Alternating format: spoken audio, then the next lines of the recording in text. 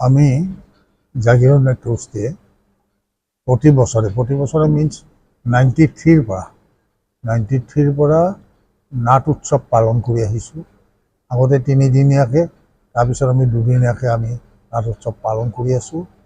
আৰু আজিলৈকে অৰ্থাৎ 2024লৈকে আমাৰ এই উৎসৱ ধাৰাবাহিকভাৱে চলি আছে। আমি বেলেগৰ দলো মাতি আনিছোঁ।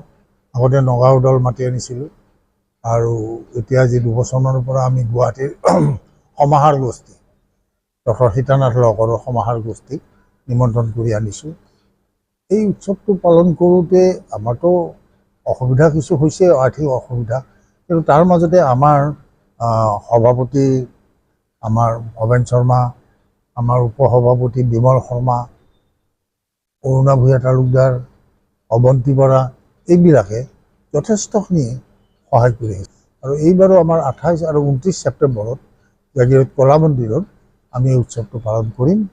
আৰু তাৰ কাৰণে আমি এই অঞ্চলৰ জাগিৰোডকে কেন্দ্ৰ কৰি এই অঞ্চলৰ সকলোখিনি নাটকপ্ৰেমী ৰাইজক আমি আমন্ত্ৰণ কৰিছোঁ। তেওঁলোকে যাতে আহি আমাক উৎসাহিত কৰে তাকে আশা কৰিম। ইয়াত 2খন নাটক আছে। আমাৰ জাগিৰোড নাট্যগোষ্ঠীৰ হৈছে ইমান ধুনীয়া পৃথিৱীখন, ৰচনা আৰু পৰিচালনা তৰুণ তালুকদাৰ। আৰু দ্বিতীয় দিনা অৰ্থাৎ 29 তাৰিখে ডক্টৰ সীতানাথ লহকৰৰ গুৱাহাটীৰ পৰা আহিব সমাহাৰ গোষ্ঠীৰ দ্ৰোহী নাটকখন তেওঁলোকে মঞ্চস্থ কৰিব। 2খনেই নাটক উদ্বোধন কৰিবলৈ আমাৰ জিলা আয়ুক্ত শৰ্মা ডাঙৰীয়া তেখেতে আহিম বুলি আমাক কথা দিছে আৰু বোধহয় আহিব। আৰু উপায়ুক্ত আমাৰ SDC ডাঙৰীয়ানীয়েও যাতে আহিম বুলি কথা দিছে, আৰু 2-4জন আহিব তেওঁলোকে। আৰু সম্বৰ্ধনাও আমি এটা অনুষ্ঠান ৰাখিছোঁ। জাগিৰোড নাট্য গোষ্ঠীয়ে এই মঞ্চতে জাগিৰোড কলা মন্দিৰত 2 দিনীয়াকৈ নাট উৎসৱ পালন কৰিবৰ কাৰণে স্থিৰ কৰা হৈছে। এই অনুষ্ঠানতে আমি 2জন বিশেষ ব্যক্তিক, আমাৰ বৰপেটাস্থিত অধৰ দাস তেখেতক আমি নাট্য সূৰ্য উপাধিৰে সন্মানিত কৰিম। আৰু আমাৰ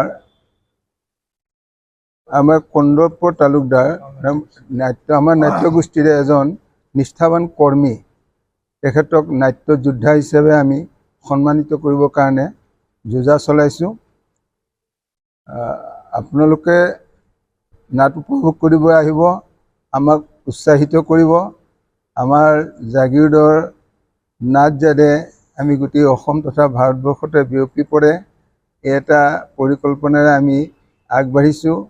জাগিৰোডৰ যি নাটকৰ গৰিমা, এই গৰিমা যাতে আপোনালোকে অক্ষুণ্ণ ৰখাত আপোনালোকে সহায় কৰে, তাৰ বাবে আপোনালোকলৈ আমি আহ্বান জনাইছোঁ।